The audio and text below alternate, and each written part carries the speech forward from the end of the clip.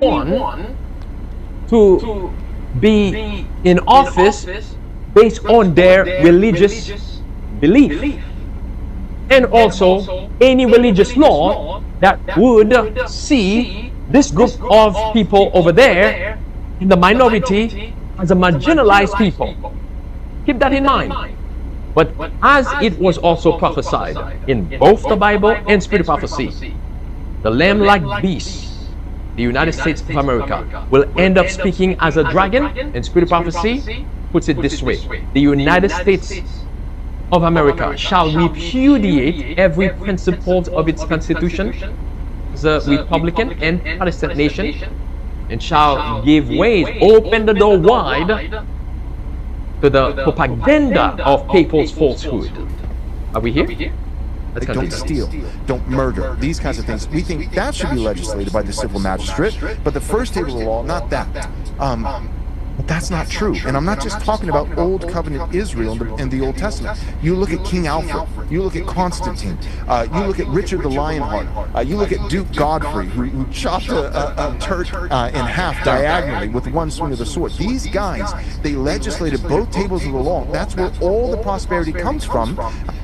Notice he said those guys legislated both tables of the law. Now, once again, to legislate both tables of the law means you now will force me to worship, just like Nebuchadnezzar enforced worship, because the first four commandments, the first table of the law, deals with worship.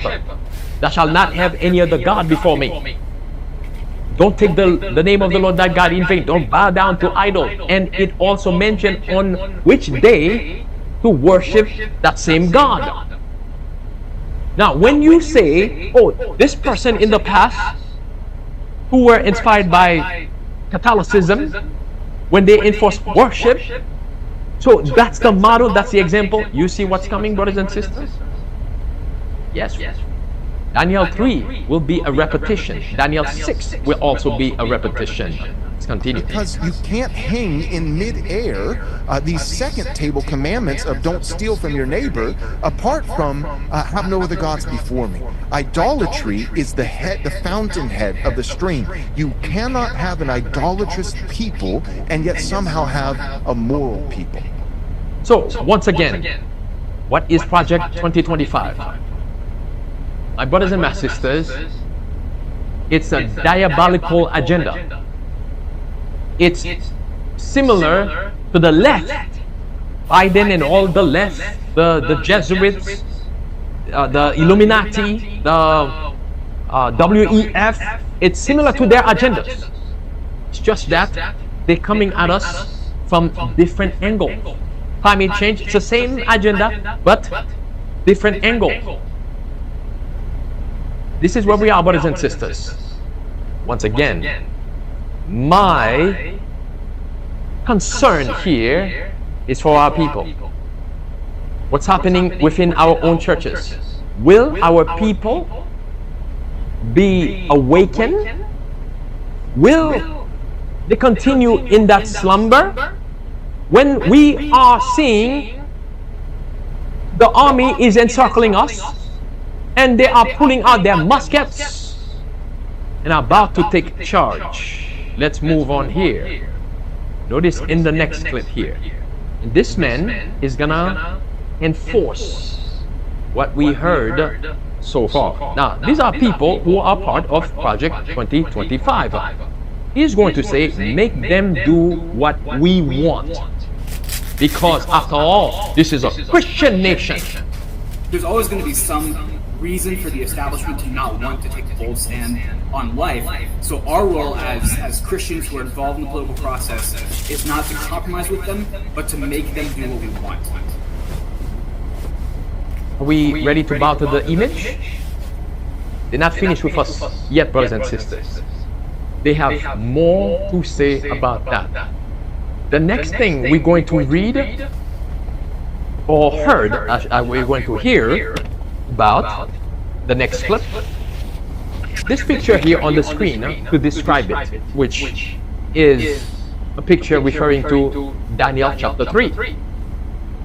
What we've heard so far is nothing compared to what one of their leaders is about to say clearly, which was something similar. If you remember, the senator from Arizona, some years back in 2015, she says he was talking about gun control. This was doing gun control law debate they were talking about. And then she says, best thing for us to do, because it is a moral problem, declension that we are having in this country. So the best thing for us to do is to legislate Sunday, to force everyone to go to church on Sunday. Then that will solve the problem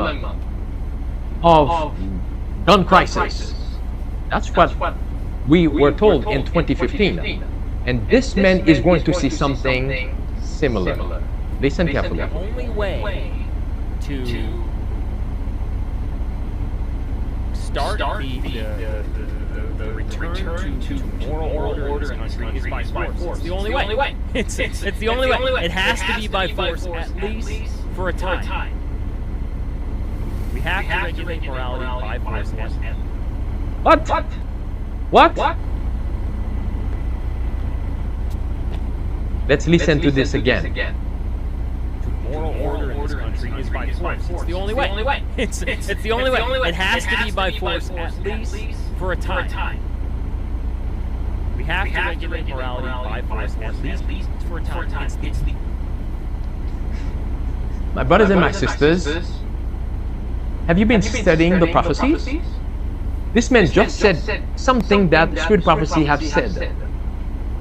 Because of immorality, because of all of those things that have been happening in the country and around the world, we have now to legislate morality by force. Legislating morality by force means also legislating Sunday. Now, the left have already said that the solution to combat so-called global warming, climate change, is Sunday sacredness. The right is telling us also the solution is to legislate morality by force, whether you like it or not. And they've already told you that all 10 of the commandments must be enforced. My question is, once again, are we ready for the final crisis? Let's continue. Literally the only solution. And people have to start to realize that it is the faith in God, Christian understanding of morality has to be the foundation. And this faith in God, Christian understand morality? Whose interpretation? Faith in God, Christian. Whose interpretation? Nebuchadnezzar had a different interpretation of religion on the plane of Dua. They have also a different interpretation of morality as well. They have also a different Sabbath. Are we ready, brothers and sisters? Project 2025. It's around the corner. It's around the corner. You have to start to realize that it is the faith in God, Christian understanding of morality has to be the foundation. And this is not going to be done by choice. It's just not at first. It's not going to be done by choice at first. That is the dragon here speaking. They are not playing. They see the opportunity. The time indeed has come when ye shall see all these things begin to come to pass, brothers and sisters. What must we do? Lift up your head towards heaven, for your redemption draweth nigh. Oh, my brothers and my sisters, legislating morality by force. What would they call Morality. Well, worship is part of that morality. Also, notice on the screen, this is from the Americans United for separation of church and state.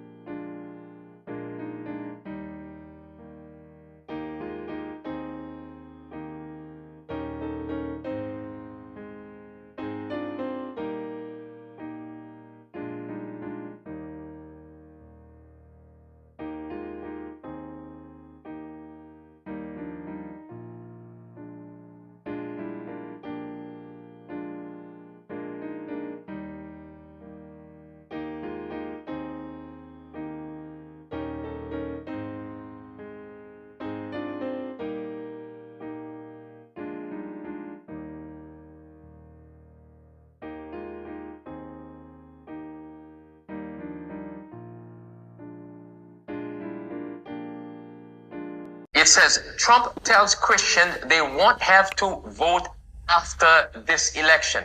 What in the world does that mean? Does that mean there won't be any more election in the United States of America? Does that mean the Republican Party will become a dictatorial party, dictatorship? We won't have, or we won't need presidents anymore? Once again, what did he mean by that? Now keep in mind, I'm going to play the clip for you, and in the clip, this was again on July 26. Now keep in mind, July 26, that's 2 weeks later after July 13th, when the shooting took place.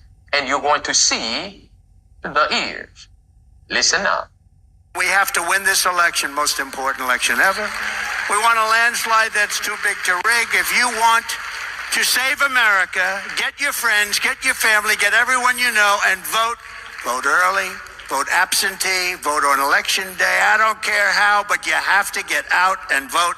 And again, Christians, get out and vote just this time. You won't have to do it anymore. 4 more years, you know what? It'll be fixed. It'll be fine. You won't have to vote anymore, my beautiful Christians. I love you, Christians. I'm a Christian. I love you. Get out. You got to get out and vote. In 4 years, you don't have to vote again. We'll have it fixed so good you're not going to have to vote. We have to win this election.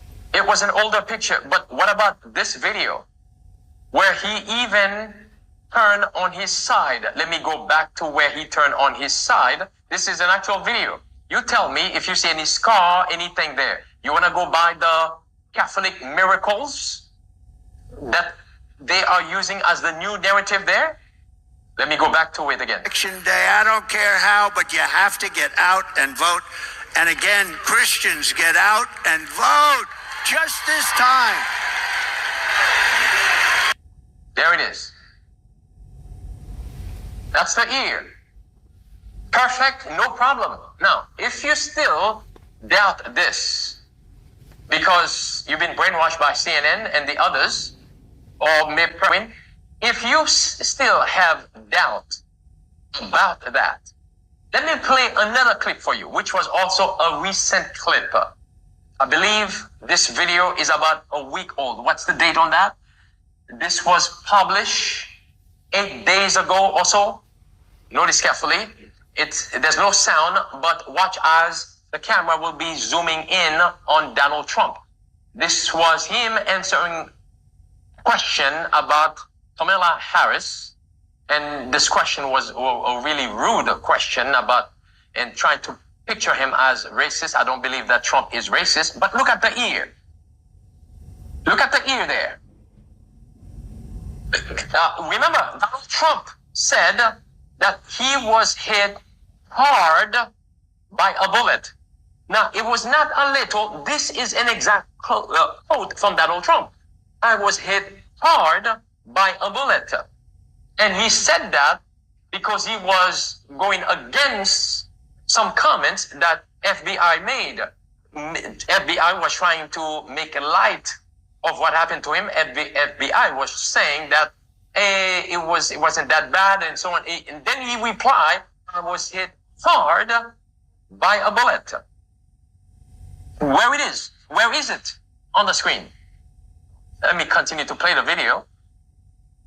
Does this look like somebody who was hit hard by a bullet? The evidences are there, brothers and sisters. Donald Trump's ear is the same as it was before. Remember, the Bible says once again, let him that hath an ear, let him hear. Let him hear what? The word of the Lord. And hearing the word of the Lord will help you with what? The deception. It is the word of the Lord that can help us to discern the deception of the enemy, the devices of Satan, as the Apostle Paul says. Let us not become ignorant of Satan's devices. He uses deception. Christ, once again, warns us of deception that will come in the world. Now, here's a close-up picture. The one on the right is the one from Turning Point that we just saw, which took place on July 26, 2 weeks after the shooting. The one on the left, that's an older picture. That was back in, I believe this was 2016 when he was running for president the first time. So the one on the left is several years old. The one on the right is about almost 2 weeks old. Now, this was taken again 2 weeks later. This was from that same video I just played 1 minute ago. Do you see a difference in the ear there? No, there's no difference. Older one on the left, newer one on the right. No difference. Now, why is that important? Why making such emphasis? Why talk about this so much? Well, my brothers and my sisters, though, one of the main reasons is because the Bible tells us there will be deception in these last days. Deception will be all over. That's number one. What is another reason for talking about this? Well, we are told that the power that be will use deception to cause many to worship the image of the beast, to bow to the beast, to receive the mark of the beast. And what is one of the ways to get people to do those things? Well, Revelation chapter 13, verses 13 and 14 tells us, by false miracles, false revivals. We were told this is a miracle. Trump's ear is healed, completely healed. Well, Satan wants to get your attention that way, and then so that you can gravitate towards that, and then therefore go along with it. Remember what Scripture prophecy says in the great controversy 588 through the two great errors. The immortality of the soul, and what else? Sunday sacredness. Satan will bring the people under his water. Deceptions. Notice again, Satan will use deceptions. Deceptions are connected with Sunday sacredness, which power, once again, Satan is using in these last days to give life to the beast. It is the United States of America. And because the majority embrace this, you see, they put that together so that you can believe that God is with Trump. And so therefore, if he were to be reselected, and so when he start legislating under the influence of the Project 25 people, when he start legislating morality, worship, then there won't be too much resistance. Because look, his ear has been miraculously healed. Meanwhile, the agenda is coming. Meanwhile, another deception is that Trump has been trying to distance himself with Project 2025. He said, and I quoted it before, that he knows nothing about it. He doesn't even know who is behind it, who is on the board of it, when his own vice president is one of them. Let's continue.